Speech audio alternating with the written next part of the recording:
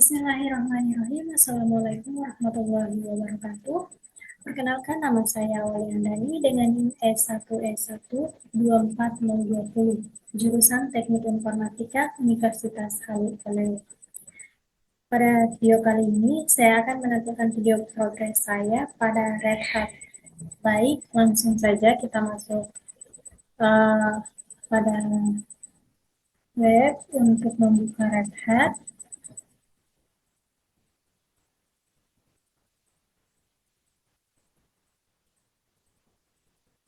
Nah, di sini kita sudah masuk.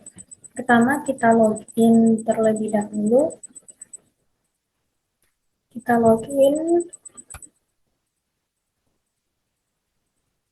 kita masukkan password, dan login. Nah,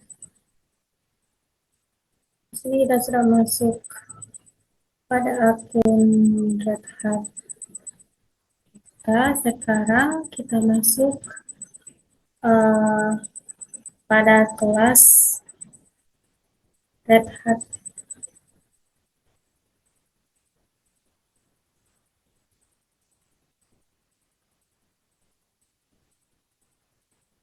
Nah, di sini kita sudah masuk pada kelas Red Hat. Kita di My Course, langsung saja kita masuk pada Learn Hat. Terus masuk langsung launch.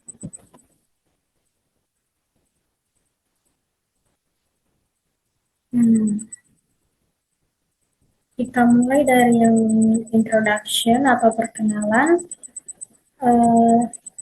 dan panduan lengkap dengan fundamental Linux, di mana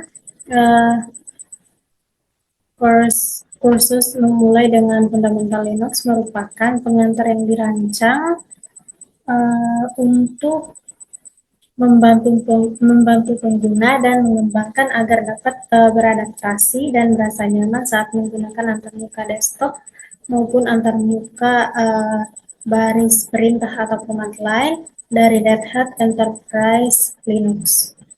Nah, di sini ada course objective atau tujuan dari kursus ini yaitu mempersiapkan peserta agar siap dan mampu mengadopsi serta menggunakan Red Hat Enterprise Linux versi 9 secara efektif dalam lingkungan kerja ataupun studi.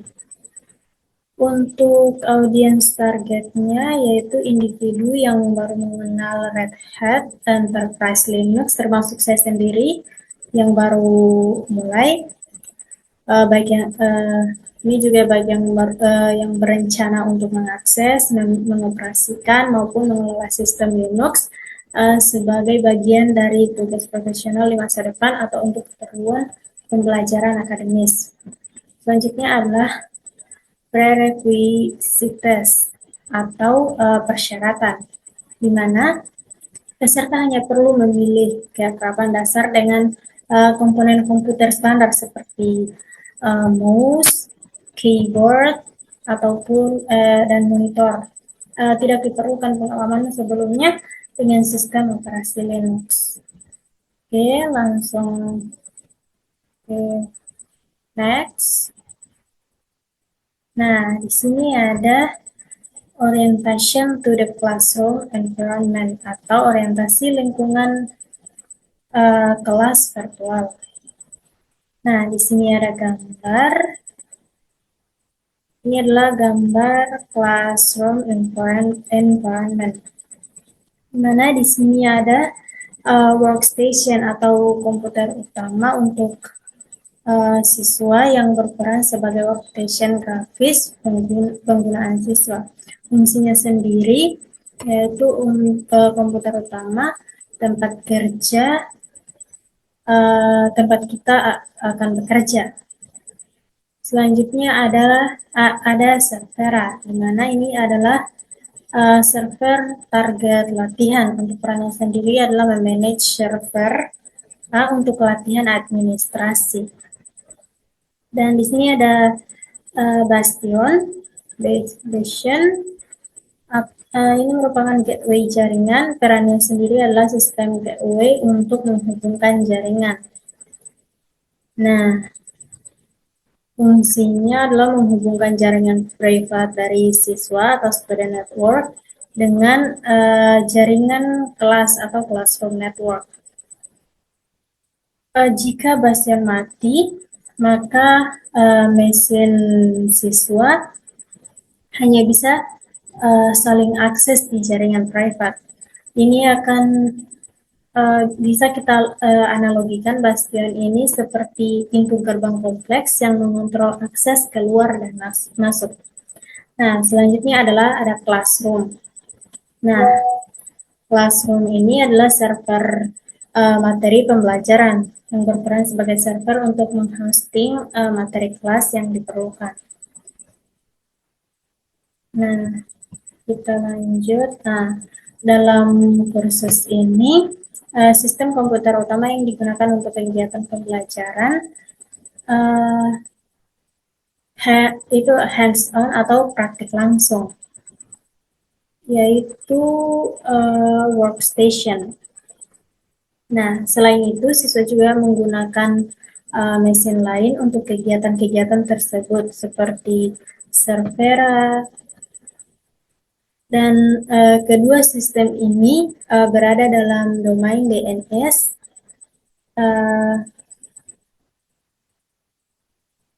dalam domain dnslabexample.com.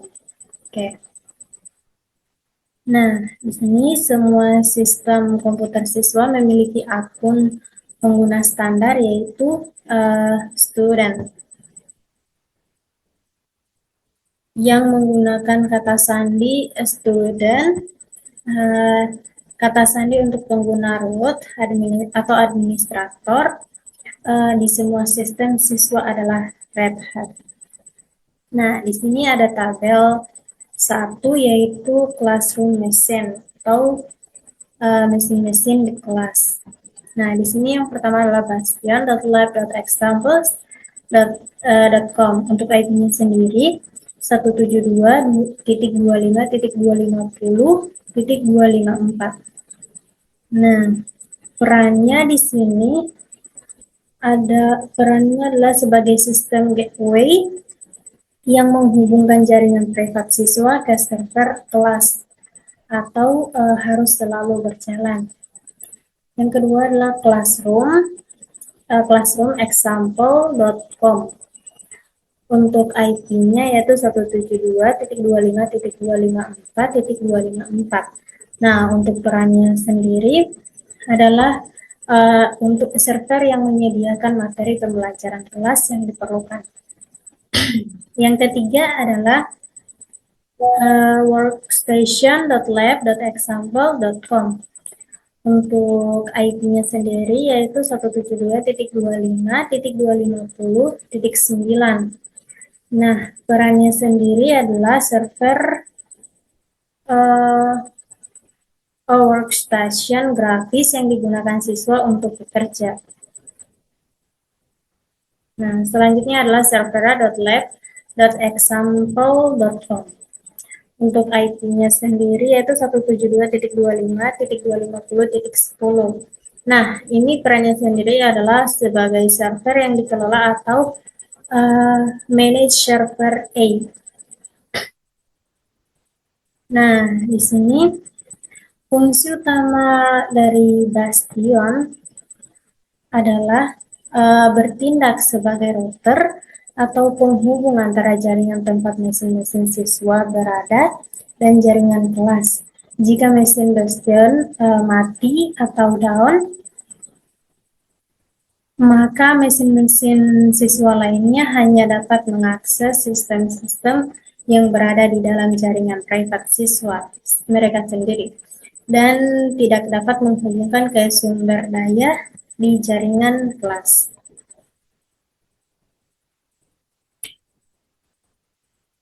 Nah, beberapa sistem di lingkungan kelas menyediakan layanan pendukung, yaitu dua server. Yang pertama adalah content.examples.com dan material.example.com. Nah, ini adalah sumber untuk perangkat lunak dan materi lab yang digunakan dalam kegiatan hands-on. Informasi tentang cara menggunakan server ini dapat diberikan dalam instruksi kegiatan terkait. Kegiatan-kegiatan ini disediakan oleh mesin virtual,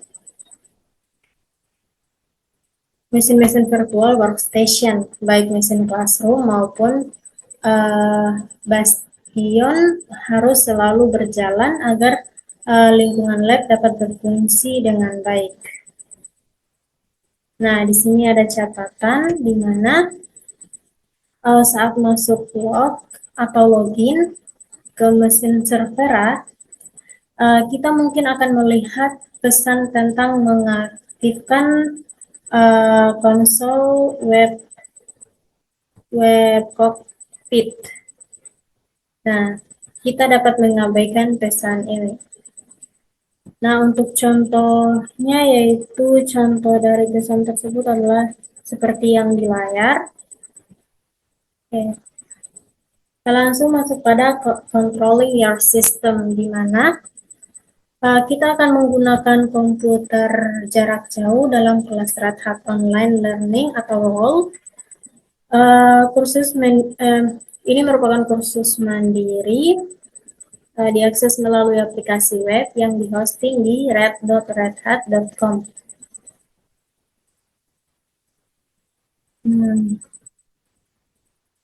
Untuk masuk ke situs ini menggunakan kredensial pengguna Red Hat Customer Portal. Oke. Selanjutnya adalah controlling the virtual machine atau mengontrol mesin-mesin virtual, di mana mesin-mesin virtual di lingkungan kelas dikendalikan melalui kontrol antarmuka atau tombol di halaman web. Nah, status dari setiap mesin virtual kelas ditampilkan pada tab Lab Environment tab. Lab Environment atau lingkungan lab. Nah, ini contohnya, contoh gambar dari Lab Environment tab. Nah, selanjutnya adalah tabel 2 Machine States atau status mesin virtual. Nah, di sini ada beberapa virtual machine state dan description-nya. Nah, yang pertama adalah building atau sedang dibangun. Ini merupakan mesin virtual sedang berjalan. Ini adalah mesin virtual sedang dalam proses pembuatan. Yang kedua adalah aktif atau aktif. Ini adalah mesin virtual sedang berjalan dan tersedia. Jika baru saja dimulai, layanan-layanannya mungkin masih dalam proses penyiapan.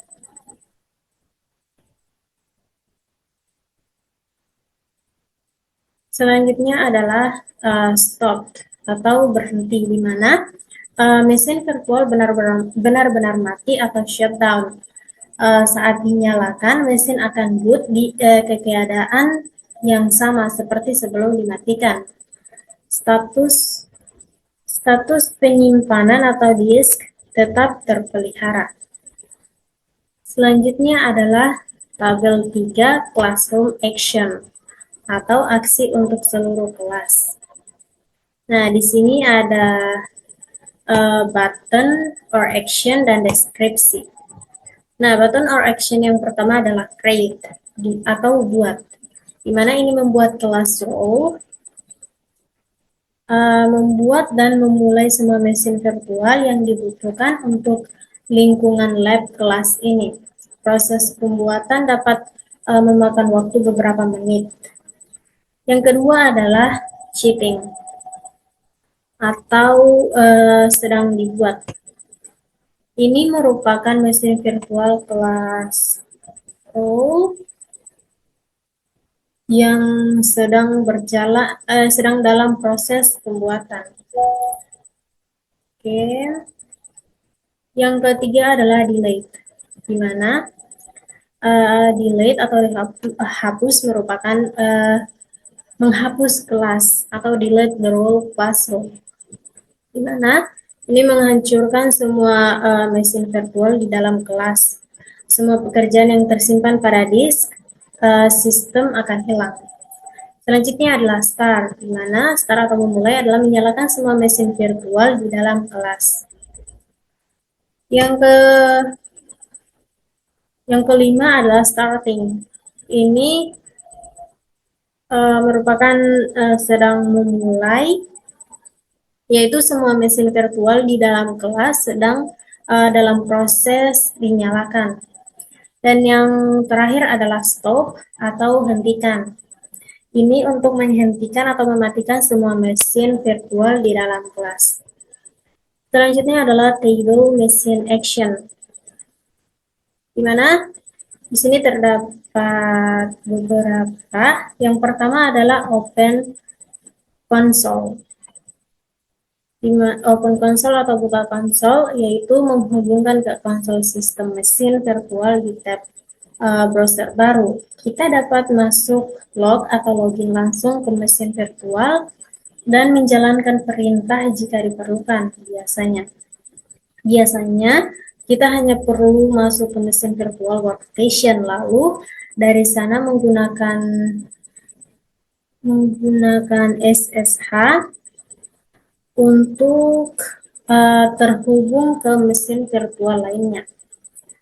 Yang kedua adalah action to start atau memulai, yaitu menyalakan atau power on mesin virtual.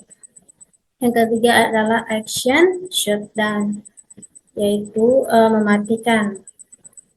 Ini merupakan mematikan mesin virtual dengan cara aman, yaitu graceful shutdown, yang menjaga isi penyimpanan atau disk. Selanjutnya adalah action power off atau matikan paksa, di mana mematikan mesin virtual secara paksa namun tetap menjaga isi penyimpanan. Aksi ini setara dengan mencabut daya dari mesin fisik. Selanjutnya adalah action reset atau atur ulang. Ini mematikan mesin virtual secara paksa dan mengembalikan penyimpanannya ke keadaan awal. Semua pekerjaan yang tersimpan pada di sistem akan hilang. Oke. Nah, untuk panduan penggunaan aksi, di mana di awal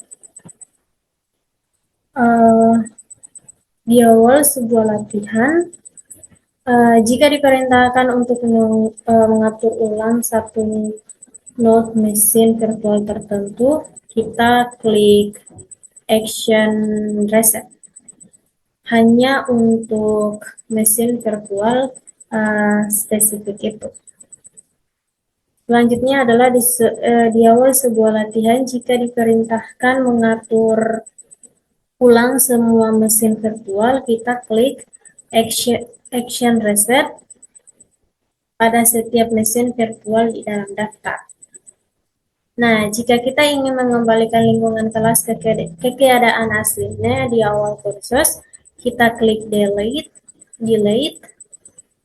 untuk menghapus seluruh lingkungan kelas setelah lab terhapus. Lalu kita klik create untuk menyediakan rangkaian sistem kelas yang baru. Nah, di sini ada warning atau peringatan. Ini perlu diperhatikan, di mana operasi delete itu tidak dapat dibatalkan.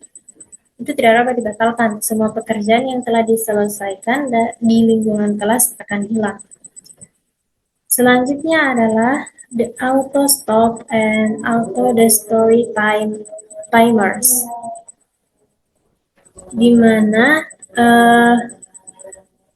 Timers auto, di mana pendaftaran Red Hat Online Learning memberi kita jatah waktu komputer tertentu untuk membantu menghemat jatah waktu kita.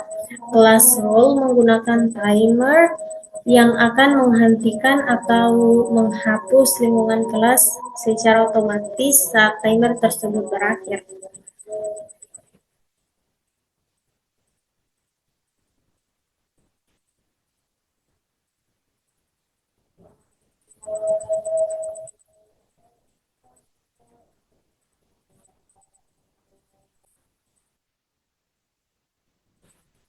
Nah, di sini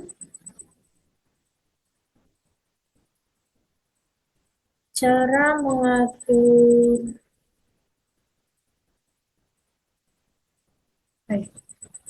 Nah, di sini cara mengatur timer, yaitu yang pertama, eh, kita cari dua tombol plus di bagian bawah halaman manajer kursus.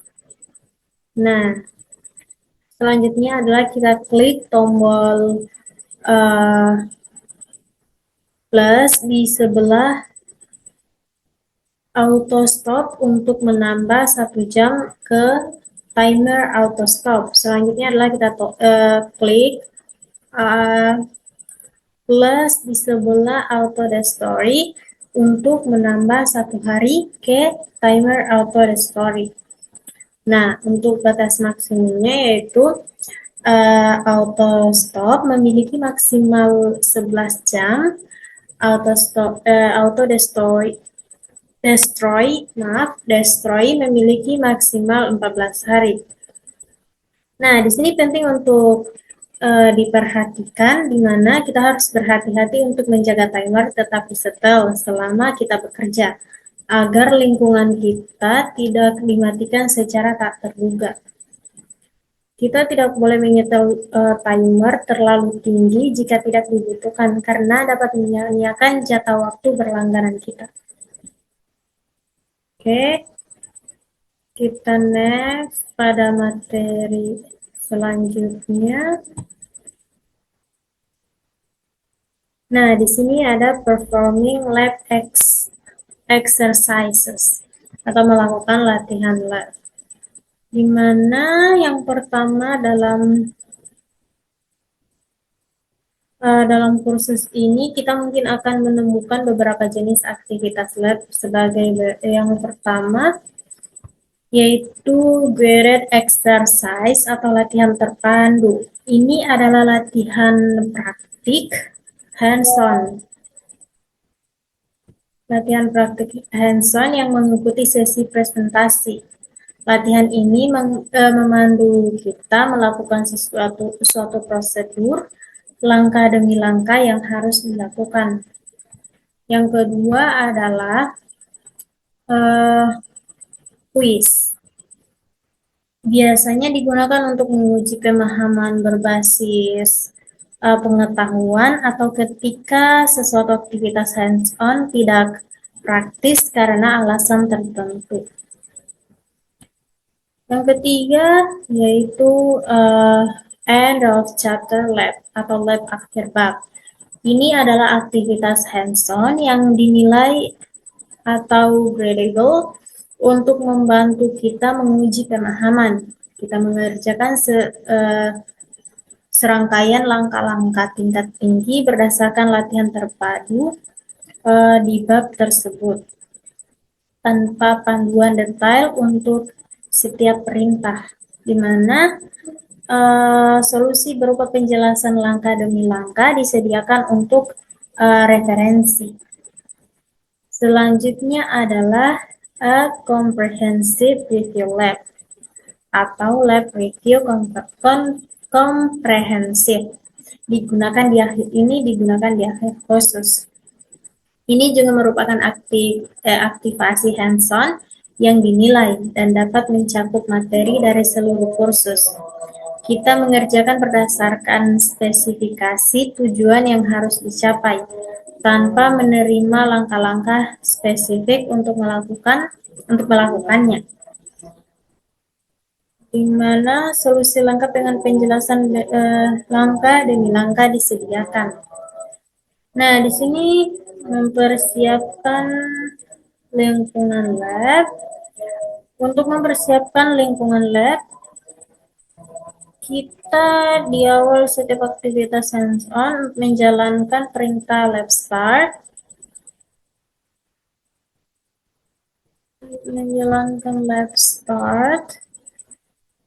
diikuti dengan nama aktivitas spesifik dari instruksi aktivitas tersebut. Demikian pula jika akhir setiap aktivitas hands-on, uh, kita jalankan perintah lab finish dengan nama aktivitas yang sama untuk membersihkan sisa-sisa konfigurasi setelah aktivitas selesai. Setiap aktivitas hands-on memiliki nama unik dalam suatu proses. Nah, di sini ada sintaks untuk menjalankan script latihan.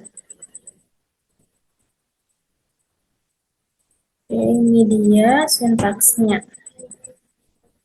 Oke, selanjutnya adalah the action. The action ini adalah pilihan antara start, create, atau finish. Di mana semua latihan mendukung start dan finish, hanya end of chapter labs dan comprehensive review labs yang mendukung grade. Kita mulai dari start terlebih dahulu. Di mana start itu aksi untuk memverifikasi sumber daya yang diperlukan untuk memulai sebuah latihan dan dapat mencakup konfigurasi pengaturan, membuat sumber daya, memeriksa layanan prasyarat, dan memverifikasi hasil yang diperlukan dari semua latihan. Kita juga dapat melakukan suatu latihan kapan saja, bahkan tanpa menyelesaikan latihan sebelumnya. Selanjutnya adalah grade, di mana grade ini untuk aktivitas yang dinilai. Aksi grade menginstruksikan perintah lab untuk mengevaluasi pekerjaan. Nah, ini akan menampilkan daftar kriteria penilaian dengan status tes atau file untuk setiap kriteria.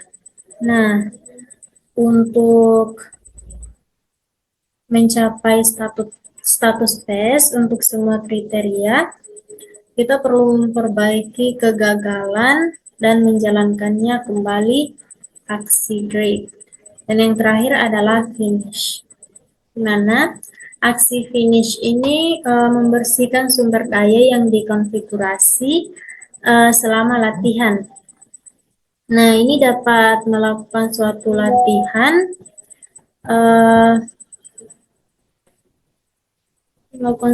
latihan sebanyak yang kita inginkan.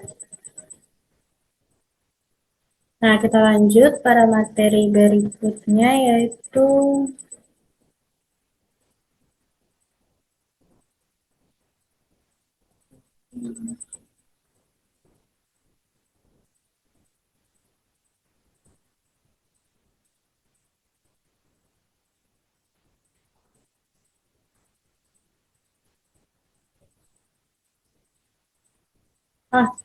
di sini ada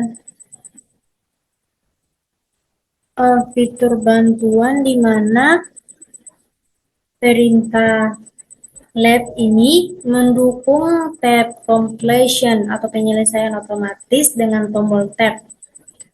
Nah, misalnya untuk mencantumkan semua latihan yang dapat kita mulai, kita tinggal klik lab start and lalu menekan tombol tab sebanyak 2 kali.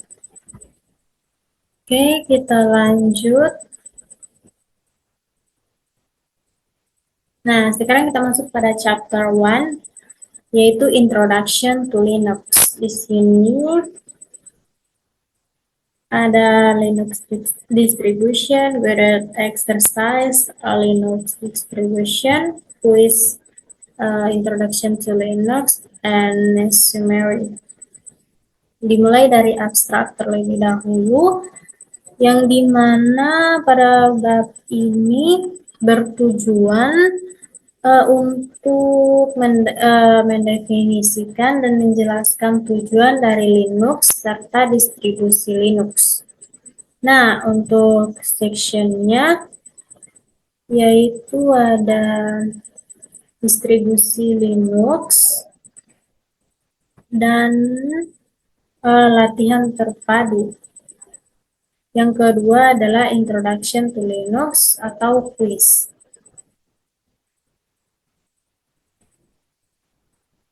Selanjutnya adalah Linux distribution.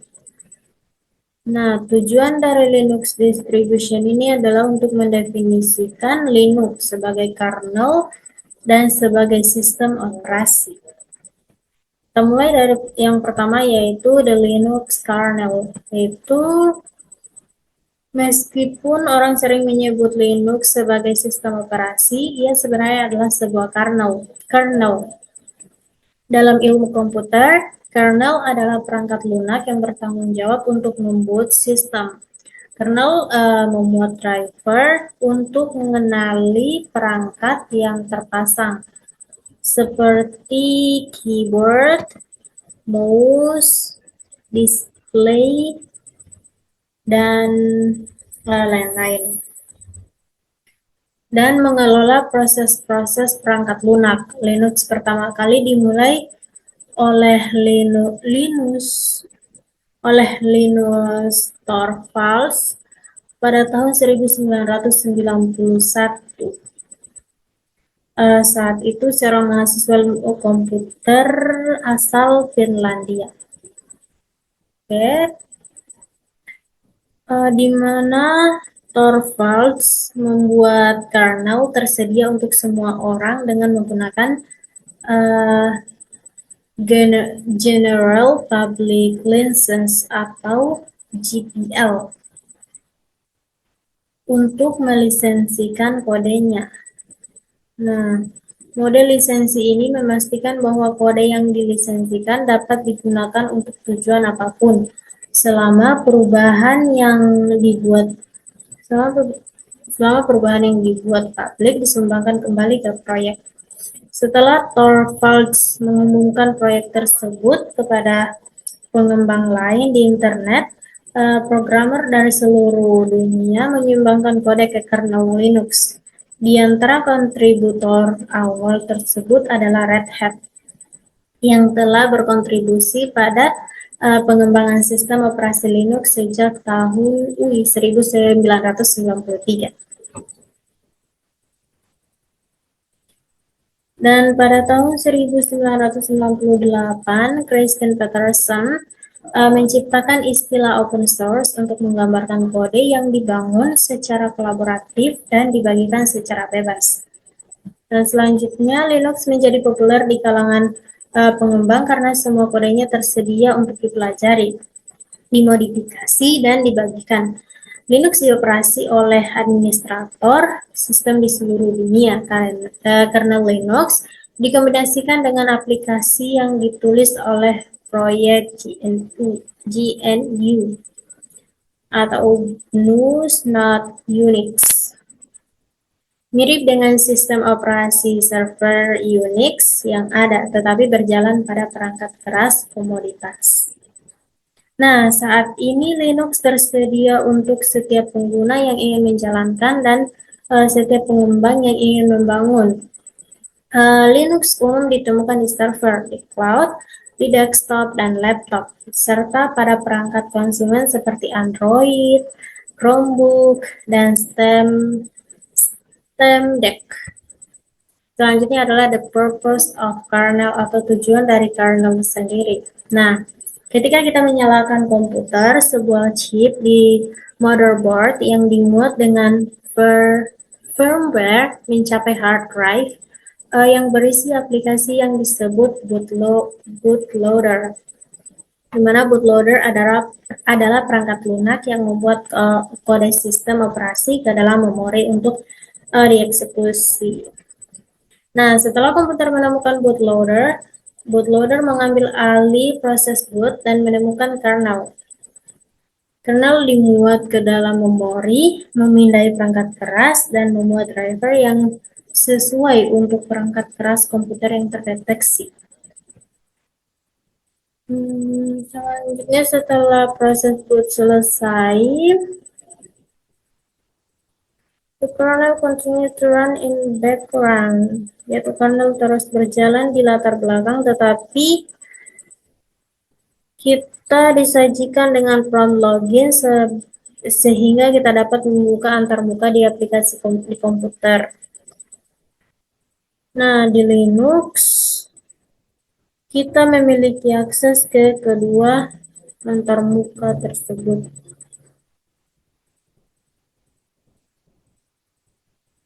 Nah, di sini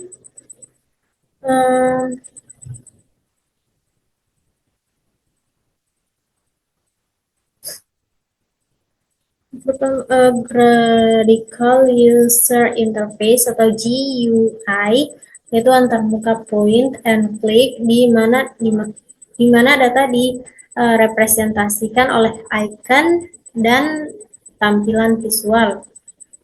Selanjutnya adalah cell. The cell is efficient, yaitu terkadang disebut terminal atau konsol, adalah prompt text only yang memungkinkan kita mengetik menjalankan perintah. Nah, di sini banyak pengguna Linux sering menggunakan kedua antarmuka tersebut. GUI memberikan konvensi desktop yang familiar seperti icon untuk file dan folder, menu, dan sebagainya. Shell lebih efisien dapat diprogram dan lebih cepat daripada menggunakan GUI melalui jaringan.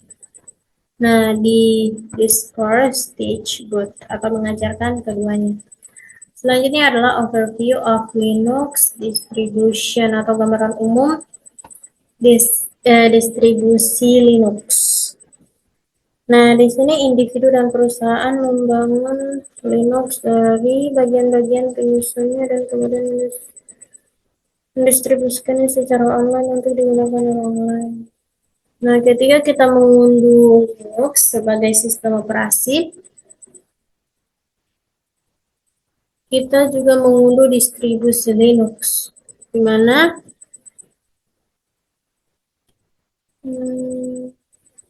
distribusi atau sering disingkat dengan distro adalah build sistem operasi Linux yang berbeda dan dapat diproduksi oleh siapapun yang memiliki keterampilan dan kebutuhan untuk membuatnya.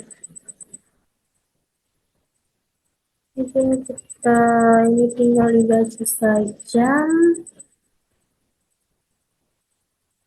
Nah, di sini distribusi Linux yang paling menonjol cenderung adalah yang diproduksi secara konsisten dan andal. Beberapa distribusi didukung oleh bisnis seperti Red Hat, sementara yang lainnya merupakan upaya sukarela. Nah, distribusi Linux yang paling populer yang pertama adalah Red Hat Enterprise Linux atau RHEL.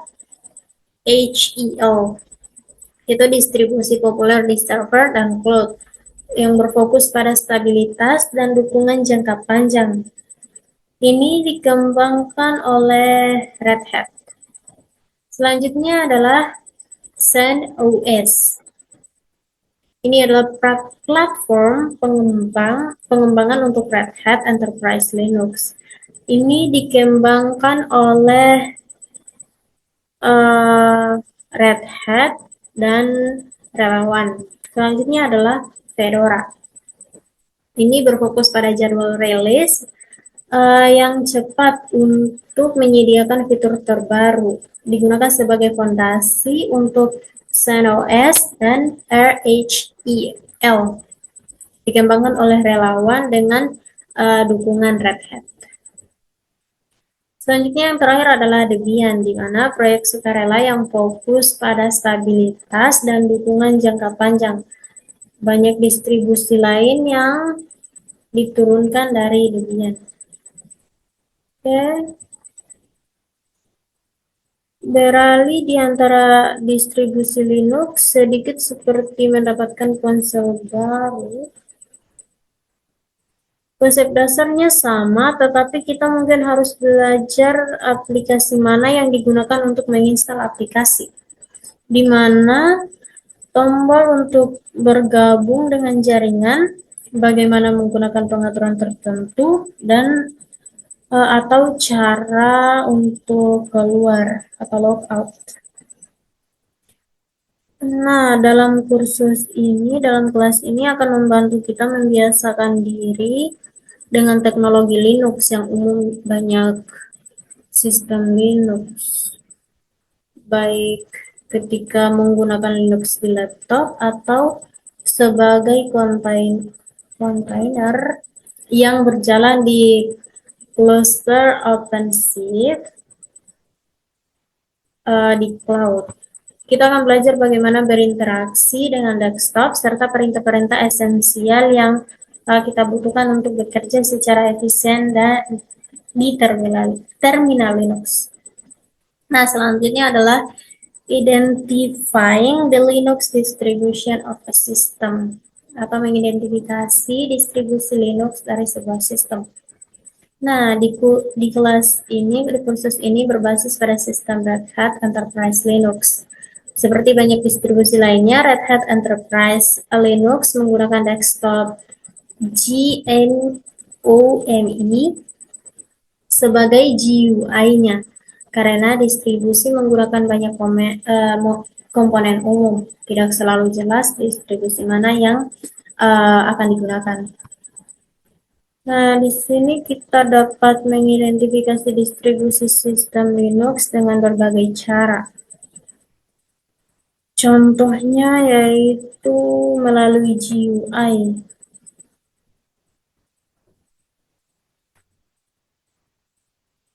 Di sini setelah masuk ke log ke sistem, kita klik activities di kiri atas desktop. Lalu di bidang pencarian kita klik settings, lalu hasilnya atau kita tekan enter. Nah, di jendela setting gue ke bawah dapat daftar di panel kiri dan klik about. Kita dapat memverifikasi nama distribusi bersama dengan versi sistem dikasih di Nah, di sini ada sumber informasi atau reference, di mana untuk informasi lebih lanjut tentang open source terdapat linknya. Kita coba. Nah, di sini lengkap untuk informasi lebih lanjut tentang open source. Oke, dan yang kedua ini adalah untuk informasi lebih lanjut tentang GNU. Untuk situs web resmi GNU, yaitu kita coba. Dan ini dia situs resmi dari GNU. Nah, kita lanjut pada next. Nah, di sini ada guided exercise Linux distribution atau latihan terpadu dari distribusi Linux. Pertama, kita identify the Linux distribution of your system. Itu identifikasi distribusi Linux dari sistem. Nah, untuk outcomes-nya yaitu yang pertama, luncurkan panel kontrol pengaturan sistem untuk desktop GNOME atau GNOME. Yang kedua adalah mengidentifikasi distribusi Linux yang berjalan pada sistem. Nah, langkah persiapannya yaitu sebagai pengguna student pada mesin workstation kita menggunakan perintah lab untuk mempersiapkan lingkungan untuk latihan dan memastikan semua sumber daya yang diperlukan itu tersedia. Ini.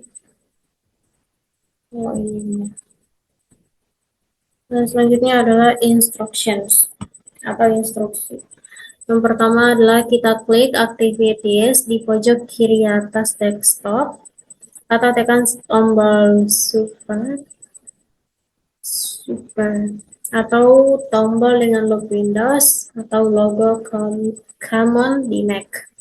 Selanjutnya adalah di kolom pencarian type setting, kita klik setting atau tekan enter pada keyboard. Nah, ini dia gambar contohnya. Figur 1.1 itu application grid. Selanjutnya langkah ketiga, instruksi yang ketiga adalah di jendela setting, kita clear ke akhir daftar di panel kiri dan klik about. Dan langkah keempat atau yang terakhir adalah di panel about yang muncul di sebelah kanan. Tinjau kolom OS name dan verifikasi bahwa ini menampilkan Red Hat Enterprise Linux atau RHEL. Panel about juga menampilkan versi desktop GNOME yang akan digunakan. Versi kernel Linux menyimpan penyimpanan dan RAM yang tersedia di komputer kita dan banyak lagi. Oke, GNOME settings adalah panel kontrol utama untuk mesin Linux kita. Jadi kita luangkan waktu untuk melihat topik lain di kolom kiri untuk mendapatkan gambaran ini. Nah, seperti yang digambar ini adalah gambar GNOME about information. Nah, di sini ada finish. Terakhir itu finish, di mana di mesin workstation kita menggunakan perintah lab untuk menyelesaikan latihan. Langkah ini penting untuk memastikan sumber daya dari latihan sebelumnya tidak mempengaruhi latihan yang akan datang. Oke, kita next. Nah, di sini ada latihan atau quiz introduction to Linux. Choose the correct answer to the following question.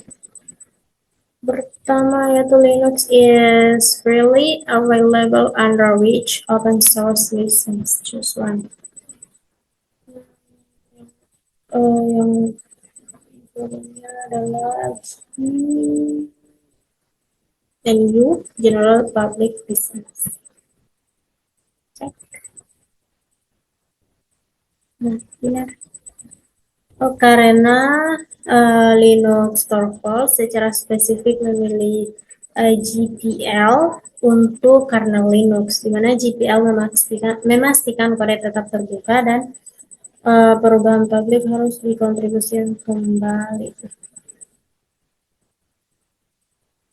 Sedangkan untuk opsi C ini jelas salah, karena Linux terkenal sebagai software open source. Lanjut nomor 2, the initial application of SAP for Linux was made available by what project? Ini adalah GNU project. Oke. Ini karena Linux saja tidak cukup untuk menjadi sistem operasi fungsional. GNU menyediakan toolset esensial seperti compiler, shell, dan libraries. Inilah mengapa sistem ini sering disebut GNU. Lanjut nomor 3, a kernel is responsible for which task? Yang ini adalah loading drivers for attack device. Karena memuat driver adalah fungsi inti kernel saat boot. Oke, kita cek. Nomor 4 adalah what is a terminal? A terminal is a text interface you can use to issue command to a computer.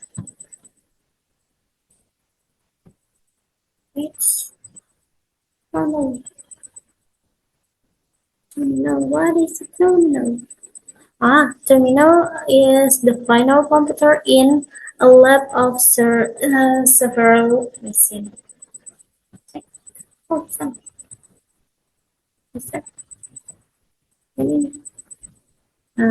Ini sudah betul tadi.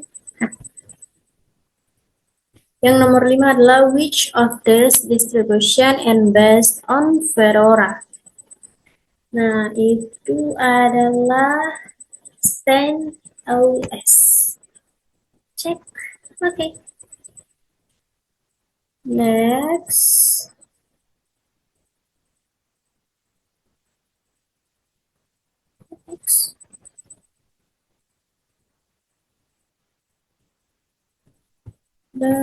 Dan yang terakhir dari chapter 1 adalah summary atau ringkasan.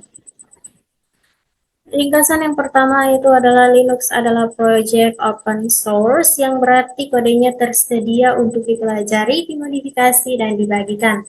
Yang kedua adalah Linux digunakan secara luas dalam infrastruktur cloud, desktop, dan laptop, serta perangkat konsumen. Yang ketiga adalah kita dapat berinteraksi dengan sistem Linux menggunakan terminal baris perintah atau command line, atau antarmuka pengguna grafis atau Graphical User Interface atau GUI. Yang keempat adalah distribusi Linux dibangun untuk tujuan tertentu, namun mempelajari satu distribusi dapat membantu kita merasa lebih nyaman menggunakan distribusi apapun. Dan yang terakhir adalah Red Hat Enterprise Linux adalah sistem operasi yang stabil dengan dukungan jangka panjang, dikembangkan oleh Red Hat. Oke, mungkin itu saja untuk progres saya di video ini. Untuk selanjutnya kita lanjutkan pada video berikutnya. Sekian untuk video kali ini. Saya akhiri dengan ucapan wabillahi taufiq wal hidayah. Assalamualaikum warahmatullahi wabarakatuh. Terima kasih telah menonton.